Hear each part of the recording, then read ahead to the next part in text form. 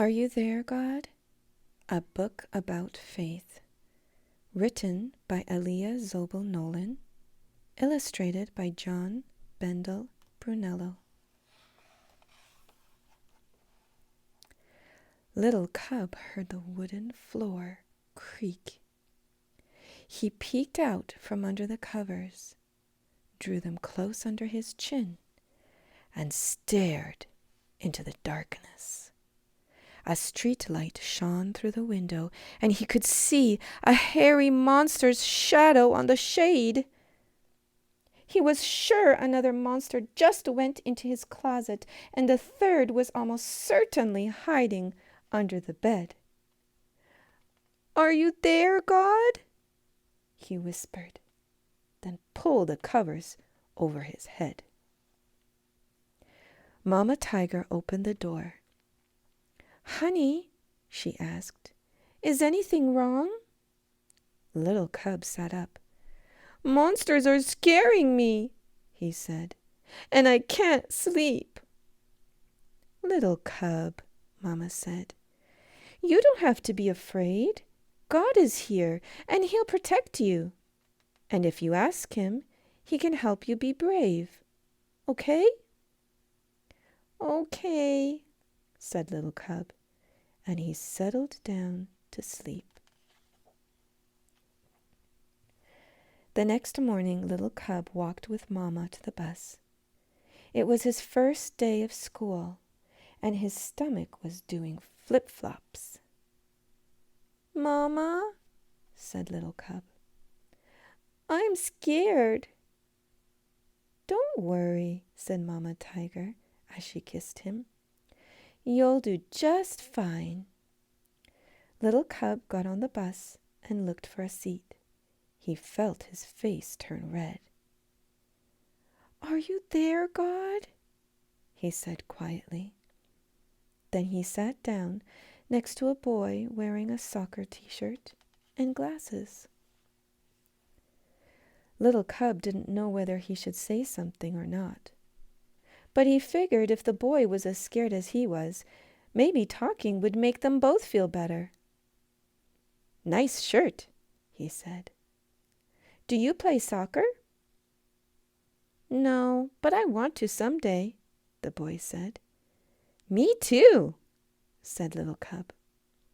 Soon the two of them were talking non-stop. Little Cub had made a new friend. His name was Josh. "Good morning, class," said the teacher, Mrs. O'Malley. "You are very welcome here today. Now, I'd like you all to tell us your name and one thing about you." Little Cub watched as each boy and girl stood up and spoke. He was surprised at how unafraid they seemed. Not him. His hands were sweating. His legs felt like jelly, and he could not think of a single thing to say. Then suddenly it was his turn. "Are you there, God?" he thought silently as he got out of his chair.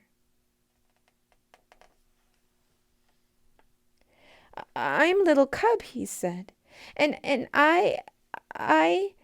Little Cub swallowed hard and looked at the floor.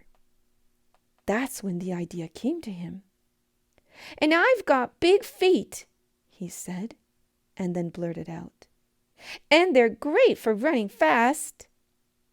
As the boy next to him sprung up, Little Cub sat down. His heart was pounding like a drum. But soon the moment passed, and he felt much better. "Thanks, God," he said, with a sigh of relief. At recess, Little Cub found a ball and began kicking it around when his new friend Josh came by. "Boy, was I shaking in class today," Josh said. "I don't like standing up in front of people." "Yeah," said Little Cub, "me too. But Mama taught me something to remember when I feel that way. She said God can help us be brave if we ask Him. Can God help us now? Asked Josh nervously. Because I think we're going to need Him. Just then, Little Cub turned and saw a big, scary-looking boy heading straight toward them. He was staring at Little Cub and Josh, and he wore the expression of someone who had just bitten into a lemon. He had two equally scary-looking boys alongside him. They weren't smiling either. Little Cub's mouth dropped open. "Are you there, God?" he asked nervously. "Hey, big feet," said the scary-looking kid. "I'm Charlie, and I heard you say you're fast.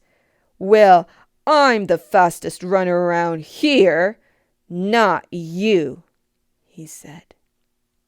Little Cub blinked and replied with the first thing that came into his mind.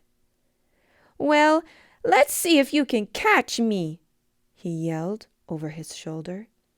Then he ran toward the school's entrance. Little Cub made it there in no time. "Thanks, God," he said. "Okay, big feet," gasped Charlie when he caught up. "You really are fast. We could use a kid like you on our soccer team. What do you say?" "What about me?" Josh chimed in.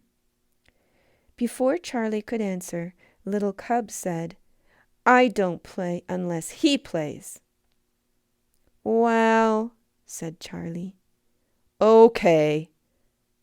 Then they all went back inside school. Before Little Cub knew it, his first day of school was over. When the bus came, he sat with his new friends. The 5 of them talked soccer until the bus stopped. When Little Cub saw his mother, he ran to her. "School was great," he said excitedly. "Wait till I tell you."